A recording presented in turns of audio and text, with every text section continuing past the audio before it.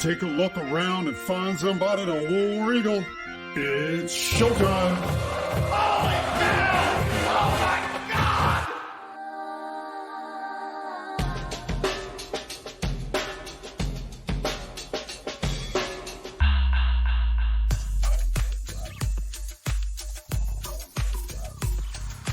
Yes, indeedy, and hello there, Auburn, Alabama, and all points around the globe where War Eagle can be heard and returned with joy, particularly on the Alabama-Georgia state line, the I-85 corridor, and the streets and neighborhoods of Auburn and the immediate surrounding area. God bless you all. And, of course, a very good morning, good afternoon, good evening, and good day to you. And I hope this message finds you truly well and joyful, and that you are carefully crafting your counter-assault on the barking trash soon to descend on our lovely village. Hello, consumers of Auburn Broadcast Transmissions, and welcome to Auburn Stuff, the variety show podcast where we discuss the philosophy of life in orange and blue and other stuff that you may or may not find entertaining and informative, but I do. You may note a certain quality to my voice today that may be may not contain the amount of joy as usual because of who's coming to town. My particular version of hell. It's hard for me to breathe. I've gone ahead and taken my goodies powders, consumed plenty of fluids, and we shall get on with this show. But before we do, I want to tell you it is Beat Week, and along with it comes the Giving Challenge, and we certainly want to beat the vile, disgusting, despicable trash that's blowing into our town this weekend. So be sure to tell your friends and family about the Beat Week Giving Challenge so you can help beat that group. You can, if you're not on the email list, or I'm sure it's all over social media, but you can Google the Beat Week Giving Challenge, Auburn versus Godless Filth, and or you can go to alumni. I think it's alumniq.auburn.edu/giving/2/beatuga. Anyway, go there and give some money.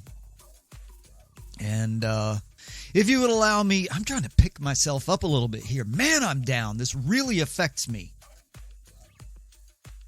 And please, if you will, allow me a moment of your time, that precious and unrenewable resource, to remind you how important a follow, subscription, rating, and review are to your favorite shows, and hopefully this is one of them. It only takes a few seconds of your time to show your support, and Auburn Stuff can be found everywhere. All the podcast platforms, social media, and YouTube. And I would certainly be very grateful for a little bit of your support, be it in the form of a subscription, which is free, a follow, which is free, a like, which is free, little thumb up, little heart, little word or two, little rating of 5 stars would be certainly helpful. Moving on. And as we gaze out across the beautiful landscape of America and beyond, because it is a beautiful country and a beautiful world, we say hello as well to all of our listeners across the breadth and scope of the land, all the way from Butler to Union Springs in the great state of Alabama, and in St. Cloud, Minnesota, Oxbow, Oregon, Lynchburg, Tennessee, up in Saginaw, Michigan, way down in Tavernier, Florida, and Brisbane, Australia. Thank you for joining the fun. The date is Tuesday, the 5th of October, and the time here in the Eastern Time Zone is 12:52 p.m., making it 11:52 in the Central Time Zone. And the current weather at College and Magnolia is a little damp, a little humid, a little rainy, but otherwise kind of a pleasant 71 degrees. 71. A fall-like number. And on this upcoming Saturday, the sun will come out and it'll be at kickoff time around 80-ish, maybe 77 to 80 degrees, and should be, probably partly cloudy and delightful. Delightful. Let's hope so.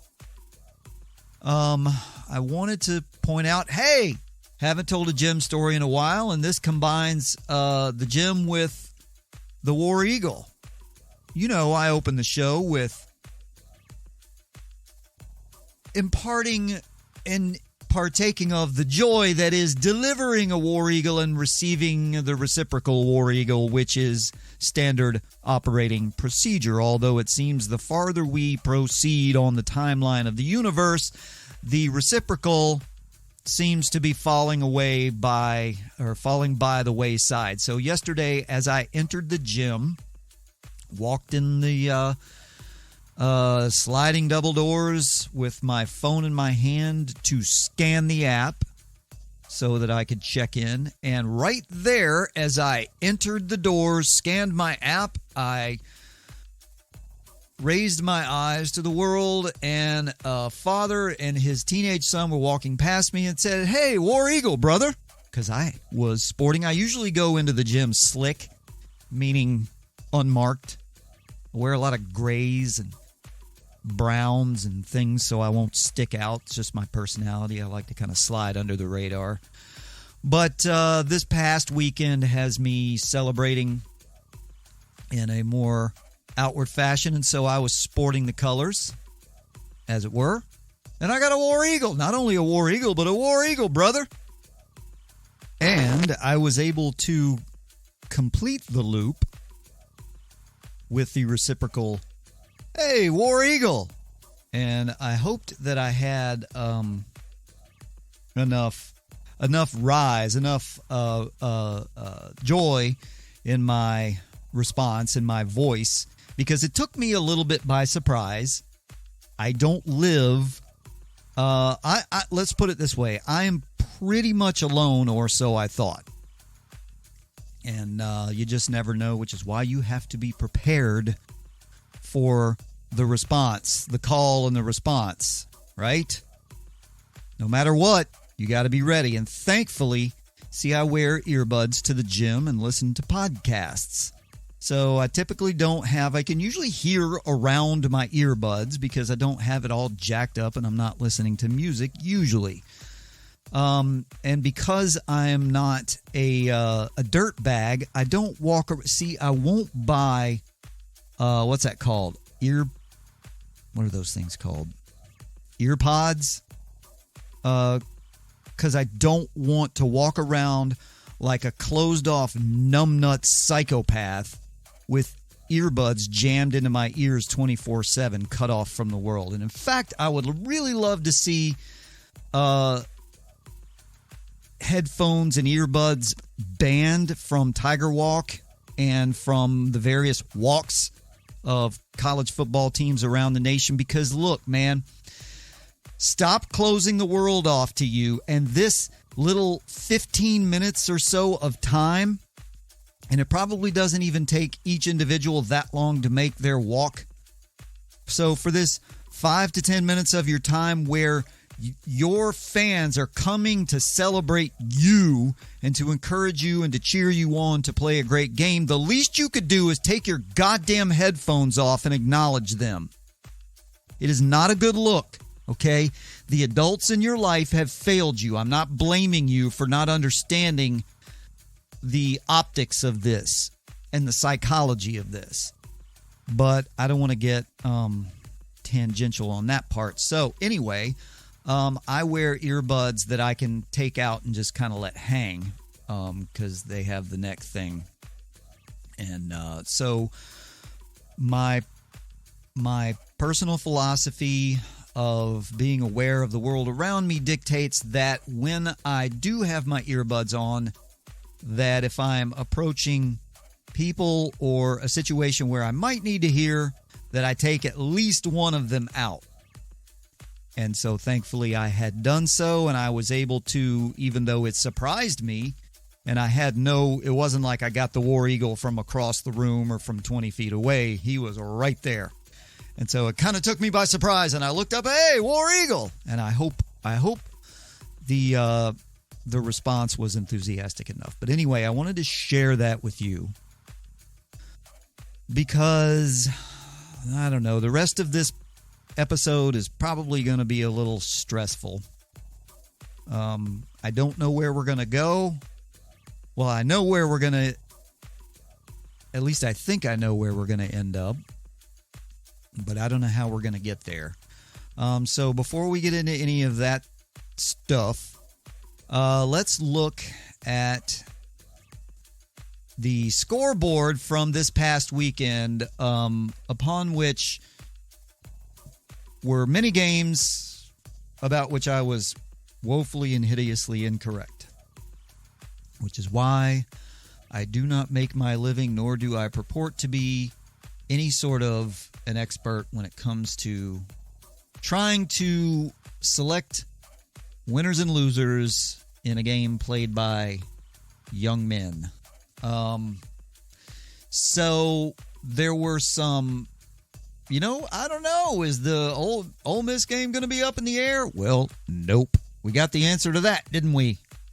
It looked a little bit at first like, I kind of wrote down a couple of notes to relay, like Alabama seemed to not be great at tackling, and the Ole Miss offense is pretty legit, and Matt Corral is really good. Just little thoughts like that. And then Alabama just strapped up and whooped their ass.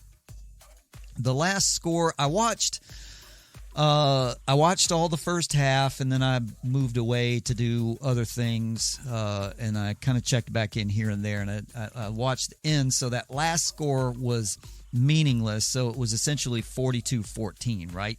Something like that, of meaningful scores.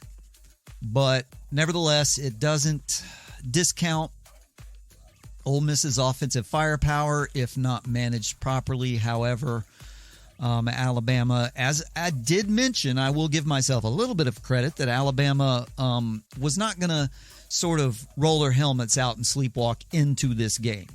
They were ready to play this game, and they were ready to shut Lane Kiffin the fuck up like he needs to be, and did what they needed to do. And so moving on to the other one, number 2 versus number 8, Arkansas versus there's a G, I think, in their logo, whoever that team is. That was utter destruction. Destruction on a level we've not seen in quite some time outside of the state of Alabama. But, so Arkansas, I don't know, man. I really don't know what to make of that game other than the G team's defense is not just legit, but perhaps historically legit, as they should be, with their payroll and all the 5-star guys with the bags of money and blow and hookers and all that they utilize to staff their team. So there's that. Arkansas got overwhelmed from the beginning. They got put in a bad situation to begin with and could not recover. And then Georgia seemed, I said that word. Blah, sorry. Blah, blah. That other team seemed to just absolutely come out and shove the ball down Arkansas's throat. And and then kind of go dormant like they seem to do, which is, I don't know, I guess if that's Man Boobs' MO, like the guy that used to coach here, if he got a big lead, he'd just kind of go dormant, afraid to fuck something up and lose. But he has the defense to not sweat that too much. So the notes I kind of wrote about that game were dominant. Well, I wrote down this. What began as a dominant ass thrashing morphed into a sloppy, error-laden blah, blah, blah. Because, I mean, Arkansas looked really bad, completely inept for the entire game, and then the other team was just kind of going through the motions, as you can expect when you get up that big and you're just absolutely, the defense is just toying with them. But still in all, that defense is brutally legit.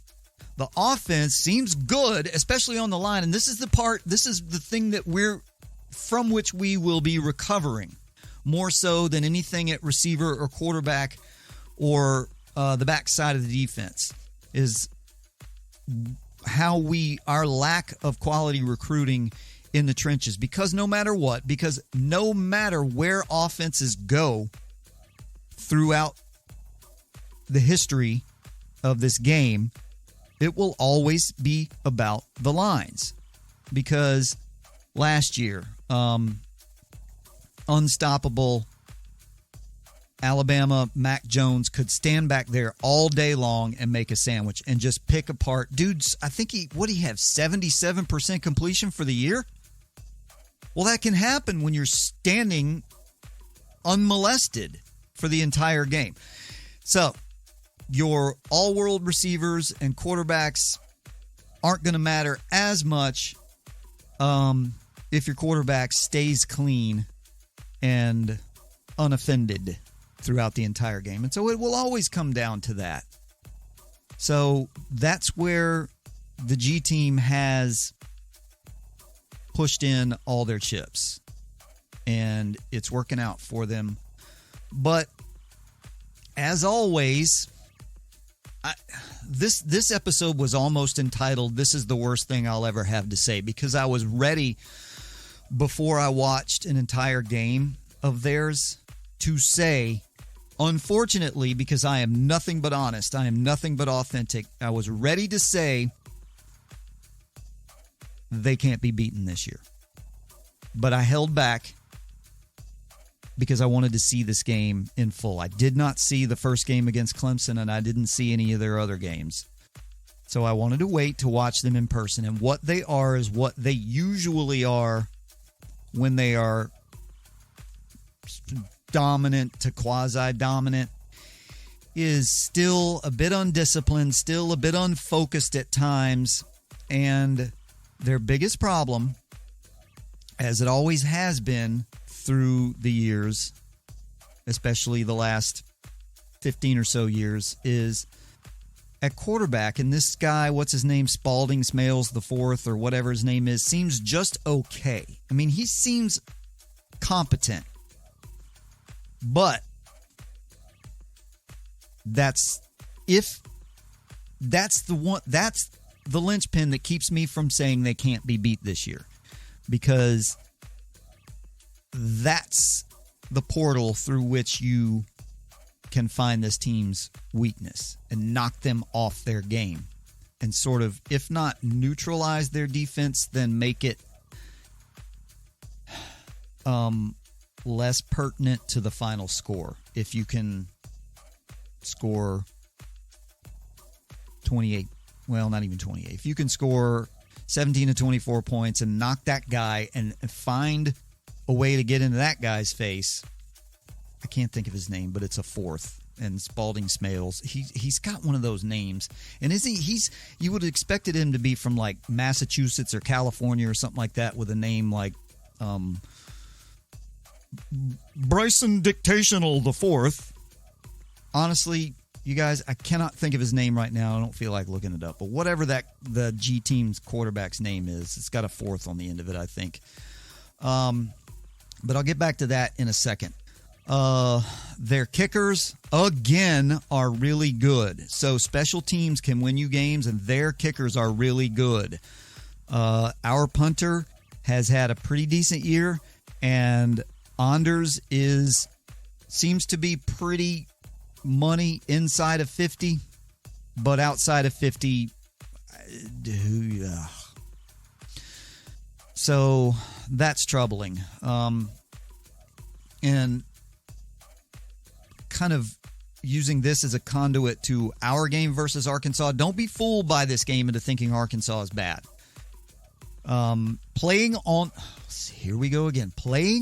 the road in college football is hard, especially against a team stocked with 5-star elite players and what seems to be somewhat competent coaching, at least on defense.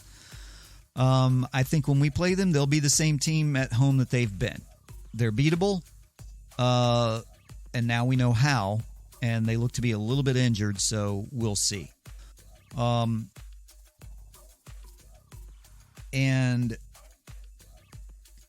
regarding us after this slate of games this weekend, and I know I was on the scoreboard and I got really sidetracked, but I'll get back to that. I've watched more. I was able to sit down and watch a lot of football this past weekend, and so especially because our game didn't come on until the wee hours. And so watching other teams more closely and watching the film of our LSU game and watching the key drives repeatedly reveals our shortcomings, of which there are several, and none of us don't know that. None of us don't. We all know that. And so I'm not revealing any sort of, it's not a hot take. Hot take. No. Shortcomings. We all know what they are, but it's what Harsin and company will be working to fix after 8 years of failure at the core fundamentals of coaching, which is player development. And all the stuff, I mentioned this in the What Did We Learn episode after the LSU game, which if you're not familiar with that, go check it out on YouTube. I'm really sick and tired of hearing people talk about having a system coach. What's your system? System coach. And shitheads like Hugh Freeze and the guy that used to coach here who lost to Navy and people like that. You don't want that. A system coach leads you to where the crux of our situation following 2020 and repairing going forward, which is a bunch of talented players who can't play up to their potential because they were not developed. They were plucked from the high school ranks based on talent and stuck into what was demanded from them was not their best, but that they play within a system, which is just stupid. And, I mentioned Freeze and I mentioned, people like that. Ultimately, and I saw some of the Missouri game, Drinkwitz. Have you watched that Drinkwitz guy at Missouri on the sideline? He is a fidgety, manic Gus clone. God, I hate seeing that out of my head coach on the sidelines. I need emotional management, calm demeanor, introspection, and control. I don't need you smacking your gum and flipping through your play chart and hitching up your pants and shuffling your man boobies around. Come on, man. Guys like that never find sustained ultimate success because they are too deeply involved. As I said in the What Did We Learn episode, too involved in the minutia, and they are one layer deep. They're not program builders. They're system guys. So, as I said, this was going to be entitled The Worst Thing I've Ever Had to Say, which was going to be a statement that would make my life so unbelievably insufferable, especially where I live, because I live in the state of South Carolina, in the low country of South Carolina, which is overrun by Ohio natives So in Western Pennsylvania. So we got a lot of Pittsburgh Steelers and a lot of Ohio State and Cleveland Browns stuff going on down here, which is tolerable. But my little hometown is about a 15 to 20 minute drive from Savannah, Georgia. And we all know what that means, don't we? Yes, we do. So my life would have the impending ascendancy to national champion status of that team is the worst thing I can think of. And I'm afraid that we may have to endure one more loss, painful loss, to this despicable cadre of felons in training. Although, as I said, I did see a little chink in the armor. Oh, God, I hope I don't get banned from the airwaves for that. I forgot about all that. Anyway, what we need to do is, you know what? Hang on a second. Let me get back to the scoreboard. Sorry about that. So Oregon and Stanford, boy, was I wrong about that, and so was everybody else. Goodbye, Oregon. Fuck off. And Pac-12 or whatever y'all are called. Penn State, legit. As I said, you guys were all pissed off that we lost to Penn State in their stadium. Hey, by the way, anybody non-Auburn fans, alums, graduates, residents, whatever you are, raise your hand if your team has the number 1, number 2, and number 4 team on your schedule. No, I thought not. Crickets. Anyway, Oklahoma looks marginal. They keep winning, but marginal. Cincinnati beating Notre Dame. I didn't watch any of that game because it's hard to care. So good for Cincinnati. I was way wrong about the Kentucky-Florida game. Florida is marginal. Big advantage at home, but marginal. What else was I wrong about? Hey, Michigan, are you legit this year? Are ya? I hope so, because I really don't hate you, Michigan. I don't care about you. I think that college football is better when you're relevant because, if for nothing else, because you can compete with Ohio State. If you can compete with Ohio State and beat them, you make college football more interesting. Texas A&M and Mississippi State. Wow. I don't know what to say about Texas A&M other than fuck off, Jimbo. Boy, that was a game of two of the ugliest people you'll ever see as head coaches opposing one another, right? Jimbo and Leach, not visually attractive individuals. And Coastal Carolina up the road in Myrtle Beach keeps rolling along. Oh my God, I just saw this. I'm looking. Hawaii beat Fresno State. You always think that Hawaii would have a built-in advantage because everybody's got to fly a lot of hours to get there. And then they're distracted by being in Hawaii. But I don't know. That never seems to hold true. And there it is. Hawaii beat number 18 Fresno State. Thanks for playing, Fresno State. What else was I wrong about? Oh, how about UCLA? Wow, the transitive property of college football wins and losses, it's just not a thing. Just not a thing. And your elite of the ACC, NC State and Wake Forest, both victorious. And Clemson, squeaker at home against Boston College. Thank you very little. All right. What do we have coming up this week? Anything interesting? No. Alabama, Texas A&M in College Station after Alabama rolls Ole Miss, which I think was a circle game for them. So this could be a trap. I doubt it. It shouldn't be, but it could be.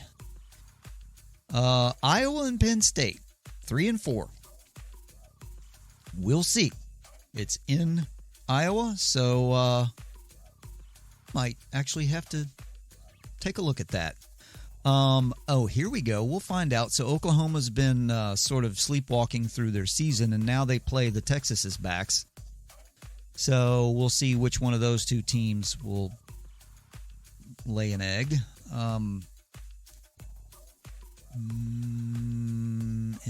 Interesting. Nothing. Notre Dame is still 14. Stop it, media. Stop. Why? How is this team still ranked? Because of inertia and because of where they started. That makes these college football polls about as worthwhile as MTV and teenagers. You got to stop it with Miami, Notre Dame, and Texas, etc. There's a few others in there too. Give it a rest. Arkansas at Ole Miss will be interesting to see how both of those teams respond after being spanked, abused on the road. And can Kentucky, are they real? Can they beat a wounded LSU team? Will the Cajun Cookie Monster be coaching for his life? And Florida recovering versus Vanderbilt. Oh, and now I guess San Diego State and SMU are the new Fresno State. Whatever. So that's what's going on there. What else in the SEC? Let's see where you are over here. I think, Tennessee and South Carolina in the Who Cares Bowl. But it'll be interesting because we got South Carolina, and it'll be interesting to see how that goes. And Missouri plays North Texas. Missouri is terrible, right? I mean, you got blown out of the water by Tennessee at home. That was awful. All right, here we go. This weekend in Auburn. Now, let me back up for a second here. This is early in the week for you to be hearing from me, especially lately because I've been coming on Saturdays and Sundays. I've always tried to get earlier in the week because that's kind of a traditional time for college football, podcasting type of stuff. But life gets in the way. However, you're hearing from me earlier in this week, and you're unlikely to hear from me again until sometime next week.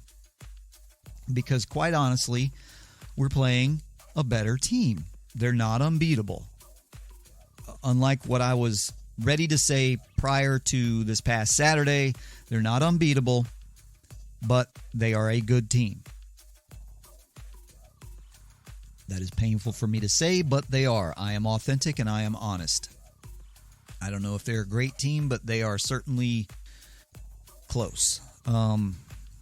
And if they come into Jordan Hare, which should be electric and on fire, you hear me, crowd? You might not hear from me again until next week because I've actually... Let me touch on my pathos regarding this particular week, which actually used to be my favorite week of the year, but now sadly is relegated to the psychological purgatory of vomitous aversion, exasperation, and acrimony. That's a good way to put that. As if you're new to me, I grew up in Marietta, Georgia, which is about an hour and 20 minutes or so. Well, back in the day it was. I used to go to summer camp in Athens every year from about 1977 to about 1984. I was a camper and a counselor at the YMCA camp in Athens, and I used to go there every year. So back in the day, it would take about an hour and 15 or 20 minutes to get up there. Now, probably closer to an hour and 45 minutes, depending on when you try to go, from Marietta anyway. And so I had a father who, he's dead, that's why I say had, who, for whatever reason, was a fan of the team from that town in Clark County on the Oconee River. And regarding him, by right of history and family, he could or should likely have been a fan of another team. The paternal side of my dad's family is from the upstate of South Carolina, very close to Clemson. And my family always kind of had an affinity for that place. Lots of us went to baseball camps in Clemson, and I spent most of my summers when I wasn't in Athens over in at my family's farm in McCormick, South Carolina, which is close to Abbeville, which is not too far down the road from Clemson. And my dad played football at Gardner-Webb. My grandparents, having no particular allegiance, were, but my grandmother's, my father's mother's side of the family is from the Cherokee County, Georgia area and North Atlanta. And so they were actually partial to Georgia Tech. But I think that 1980, being in the metro Atlanta area, the 1980 mania captured my father, and as it did many others, and took him in that direction. And I was raised that way, and my little brothers are, to this day, dyed in the wool black and red. And so this week for me used to be fun, because it used to be you go into the week and you're absolutely rooting like crazy for your team, and you know that it's going to be a tough game, but that you got just as good a shot to win it as not. It was this series. You all know the history of this series, or if you're new, if you're a youngin', the past 15 years is not normal. Although it's 15 years, so is it becoming normal? I can't even contemplate that. But I think it was the 1983. No, I was more like 14 or 15, so it would have had to have been the 1980. It could have been 83 or 84 game. My dad and I are watching it in the living room together, and my father was so morose over Auburn's victory that as I got up after we sat there and yelled and cheered at the game at the TV, got up, and I remember quite clearly going over and extending my hand to shake and saying, "Good game." And he had been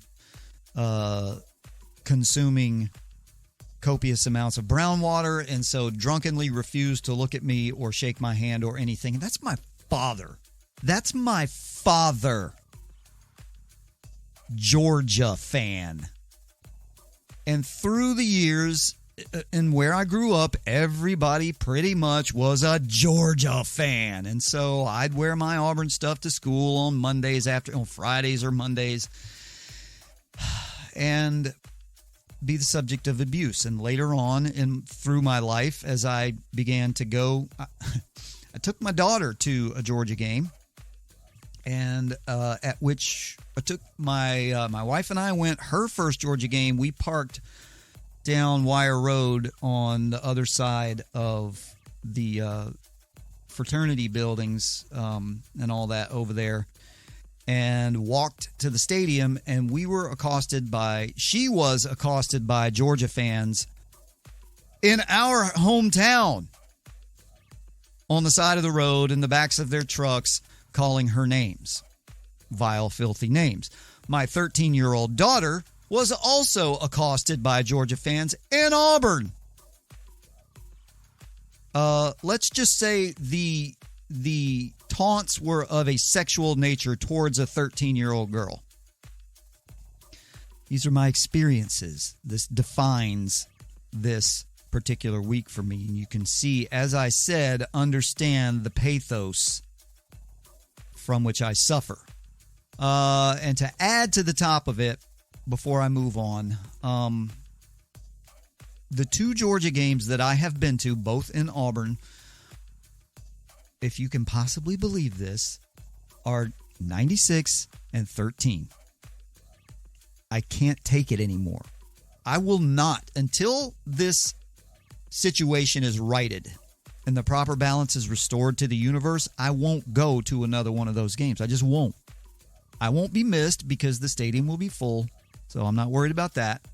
My voice will be replaced easily, but I can't do it. I can't go because 96, I had just come back from deployment, and my girlfriend at the time, I've told y'all this before, my girlfriend at the time, her sister and future brother-in-law were at Auburn, and so we were able to go. They were going to say, hey, welcome back home. It's been a rough deployment for you. Let's go. Whatever game you want to go to, let's go to. And so I chose that game because, as I said, that used to be my favorite week of the year. And so we went to the game in 96, and you all know what happened. I don't need to talk about that. That was painful, and it still scars me to this day. 13, you say, but that was a win. It was a win. However, after completely dominating this team for very nearly the entirety, well, pretty much 3 quarters.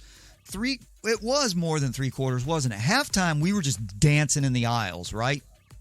Dancing in the aisles, and those assholes from that town to the east were just sad, despondent. And then the third quarter came and things were fine. And then the fourth quarter came, and all of a sudden, I'm sitting there with my hands on the top of my head watching us lose this fucking game. Pretty much twice. I got to watch a bad call by the refs, who the quarterback's knee was clearly down short of the goal line on 4th down.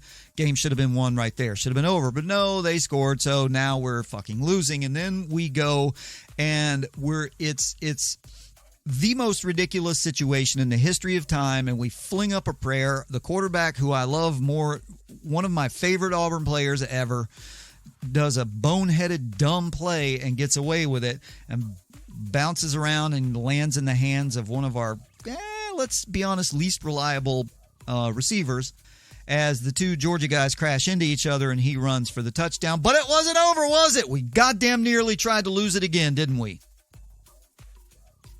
And so, yeah, walked out of the stadium really emotionally wrung out, went up, threw some toilet paper, and still, though, am angry about that game because we should have beat them by 4 or 5 touchdowns. And that should have been a little window to what would happen to our team over the following 7 years. So, thanks for bearing with me through that.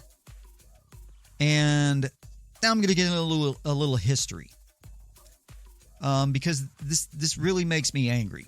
Again, how even this series was for over a century.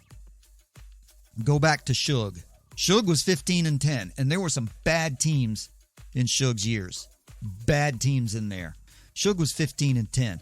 Jesus, Doug friggin' Barfield was 2-2-1 against this team. Patrick Fane Dye, PF Dye, or Patrick fucking Dye, was 7-4. With a 4 game winning streak. Actually, he was 7 out of 8 against that team over one stretch. 7 out of 8. Tater Tot. Jesus, man. Tater Tot was 3-1-1. I mean, he wasn't on the field for the last loss, so, I mean, if you want to call that team his or not, but technically he wasn't coaching them. He was 3-1-1. Tubbs was 500. I can live with that. I can live with 500 against a major opponent. I really can. And then came Chiz. And we all know, we all know who his OC was for 3 of those 4 years. Chiz was 1-3. And the one win, 2010, weren't we down by a couple of touchdowns early? Okay, I guess I'll have to let Cam Newton do what Cam Newton does. Go ahead, we were going to try something else. And then the last guy, the guy who lost to Navy was 2-7.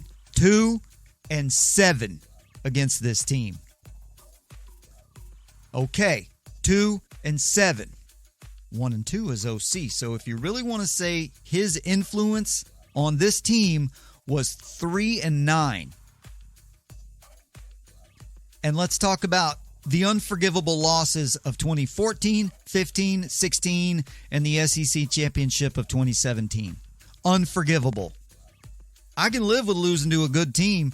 I cannot live with only scoring 0 or 7 points in an entire game, or 3 or 6. 14, when you got Nick Marshall. You come out, blow straight down the field on your opening drive, and do nothing for the rest of the game. 0, nothing. What about 16? When you're playing a terrible friggin' team over there, and you're beating them. All you got to do is not... You gave up a pick 6 and nothing else, basically, but you're out there throwing the ball with a quarterback with a missing arm. He couldn't throw the ball, but there you are throwing the ball. Unforgivable loss that year. And then the SEC championship. Our all-world running back was so worn out by the end of the game, and you had nothing behind him that we came out and were very nearly going to go up 14-0 early. And then you put Jarrett Stidham under center, which was a stupid move for a quarterback that plays 99.9% of his snaps in the pistol or the shotgun. You put him under center and he fumbles. And then the wins, the only wins, 2010, we talked about we were getting punched in the face early. 2013, I can't cover that again. And then that SEC championship of 2017. So I cannot take this anymore. So what can we do? What can we do to make this go away? It's a pretty simple recipe, as it always is. We have to play mistake-free football. We have to be disciplined mentally and emotionally. I'm looking at you, Smoke. We have to be disruptive on defense because of Spalding Smales IV. We have to be creative on offense, and perhaps most importantly, game plan for maximum efficiency on offense. You can have no wasted plays. You saw what this offense can do last weekend on the road. Grow on that. Expand on that. We don't seem to be able to efficiently push the ball down the field. However, we do seem to be pretty goddamn good at the short game. Little bits, little chunks here and there, and then an explosive run. Use what you got. You cannot waste any plays. You can't waste a single play. You have to be disciplined. That is every conception of the word disciplined. You can't have jackassery from your players potentially getting you 15-yard penalties because you can't afford it against this team. You have to hold in until the crack, until the mistake that they make. Like the first game in 2017 when we blew them out of the water, that game was that game was even until what's his name, that their punt returner fumbled that ball, and we recovered, and then it was on. Before that was a blowout, 40-17, I think. But before that game was even. That's what you got to work towards in this game. This team is not unbeatable unless you are undisciplined and less than the smartest you can be. I know that we're missing some players, or potentially missing some players. God, please give us Owen Papo and TD Moultrie back. Please. Let Tank be healthy. and I've talked about this before, but anyway, insofar as I don't place much credence in trends, Georgia tends to crack under the pressure of being a front runner, right? I don't believe in trends, but it happens to them every year. Maybe this is their year, but until we see that, I mean, they aren't number one. They're close, but they aren't number one, but you get my point. And I think they're only not number one because Alabama started the season there by default. Georgia's defense could be an all-timer, and their running game is stout, again, because of their lines. But here's the thing. They lack the one thing that they have lacked throughout this little almost streak of theirs for the last 5 years.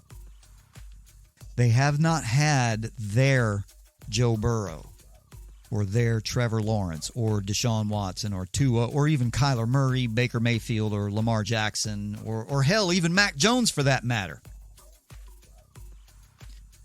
They lack this year what they have lacked through their little quest here lately, and that is an elite quarterback.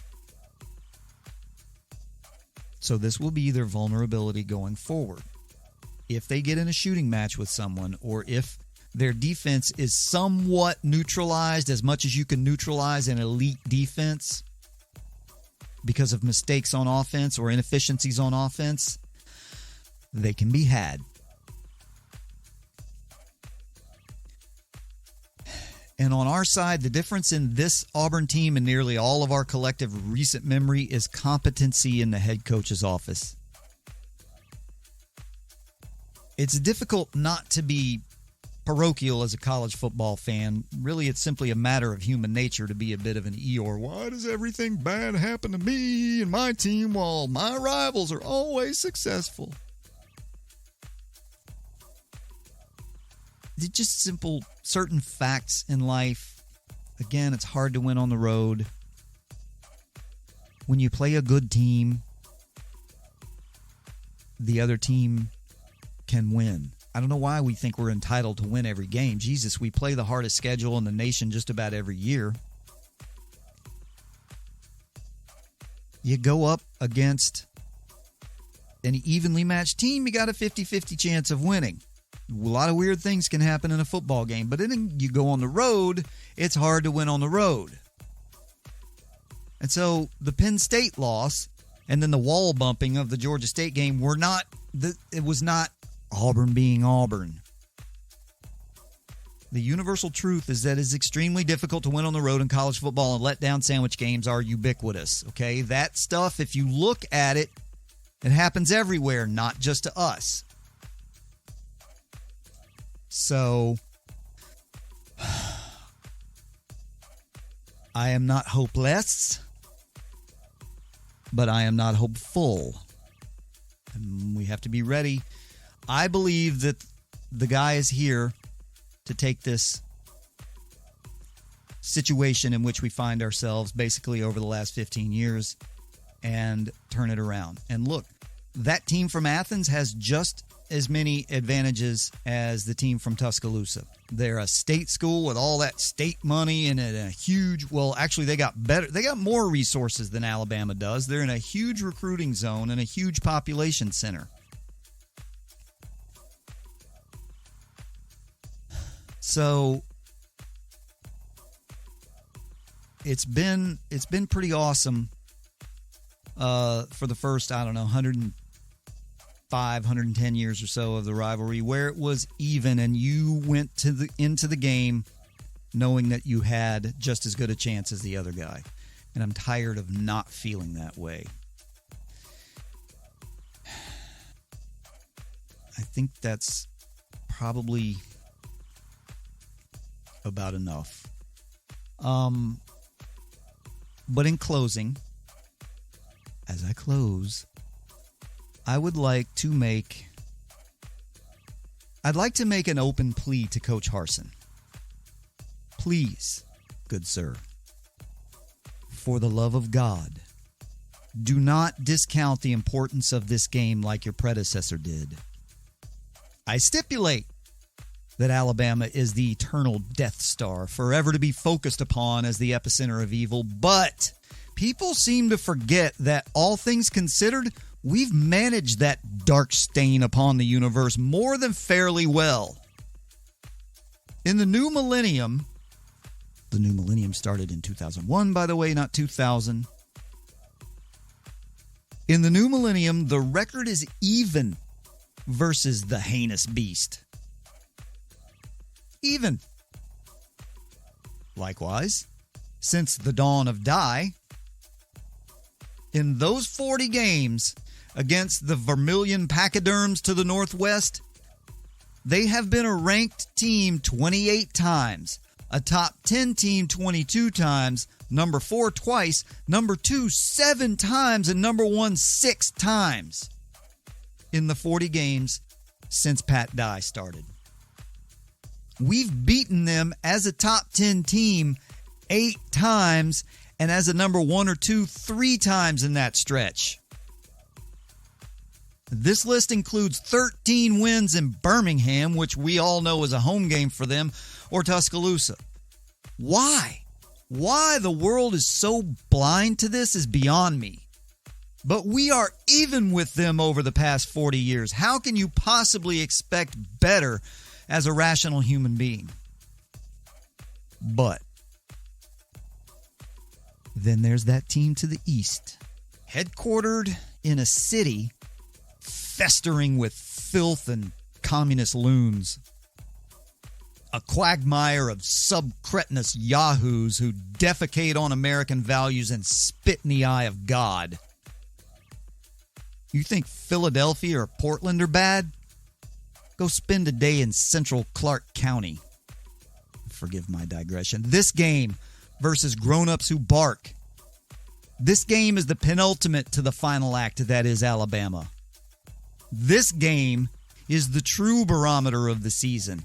This game is part of a series that was so even after more than 100 years, the total score of all those games was tied.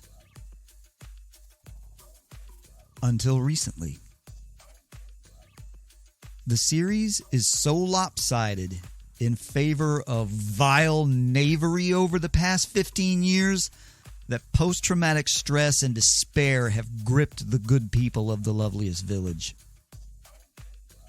Coach Harsin, do not continue the endless death march down the road to perdition where hideous demons wear spiked shoulder pads and violate women and children.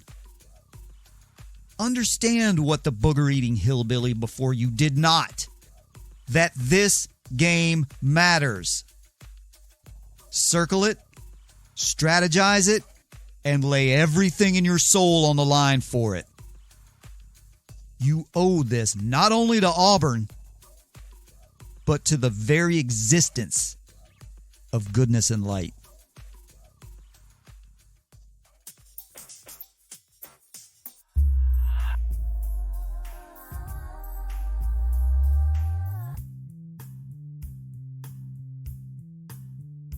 And with that, I bid you all good day. Go forth and do good in the world as Auburn people do.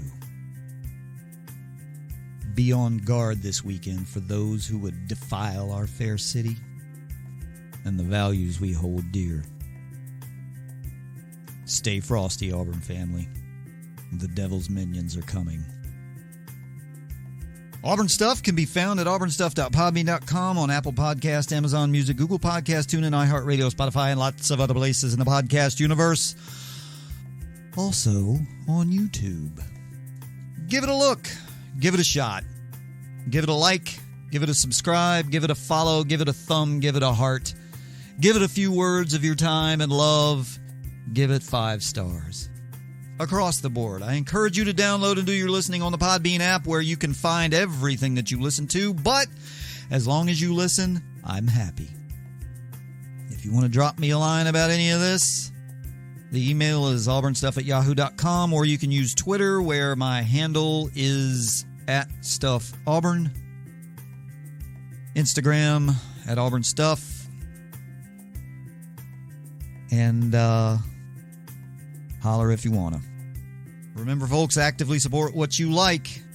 Go out there, subscribe, rate, review, give, share. And as I mentioned at the beginning of the episode, particularly share this week with a little bit of your money in the Beat Week Give Challenge.